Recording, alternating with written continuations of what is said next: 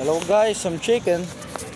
So today we're not gonna smoke a cigarette because we have snus and of course our drink.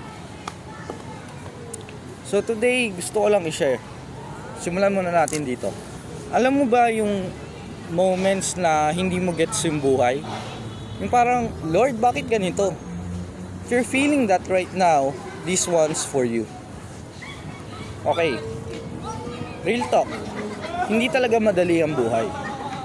Minsan parang wala ka ng direksyon. Parang ang tahimik ni God. Parang hindi ka naririnig. Pero madalas, nagtatrabaho siya quietly. Behind the scenes, in ways we don't even notice. Ito metaphor. Life is like being on a boat. And just because Jesus is in your boat, doesn't mean na wala ng storms na dadating o bagyong dadating. Dadaan ng storms, problems will come. Takot, pagod, confusion, darating yan. Pero ito yung promise. If Jesus is with you on the boat, the boat may shake pero hindi yan lulubog. Because His presence is stronger than any storm. This is my personal story. Kwento ko lang. Alam mo, sa sarili kong buhay, ang dami ko rin bagyong dinaanan. May mga times na feeling ko hopeless na talaga. Yung tipong wala akong sagot o wala na akong direction. At parang wala nang escape, wala nang way out. Pero later on, na-realize ko, yung hopelessness pala na yon, yun yung mismo ang magiging lakas ko. Laban sa bagyo. Kasi, nung tumingin ako pabalik, nakita ko yung work ni God.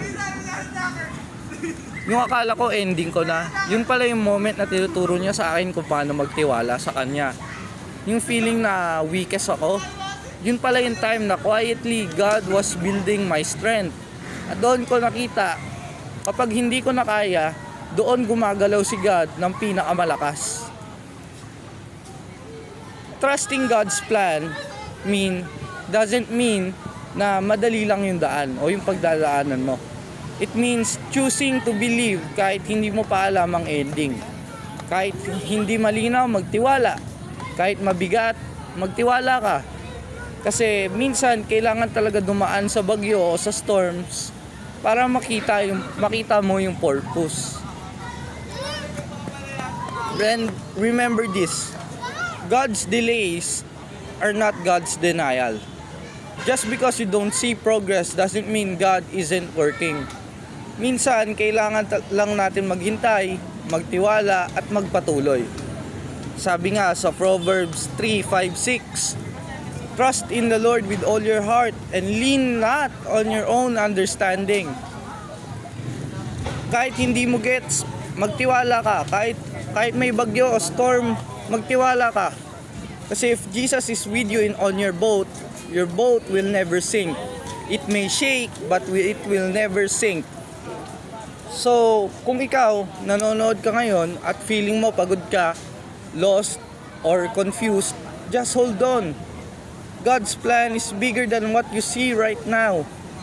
So, keep praying, keep trusting, and keep going. And so, this is Chicken, and remember, with Jesus in your boat, storms may shake you, but they will never sink you.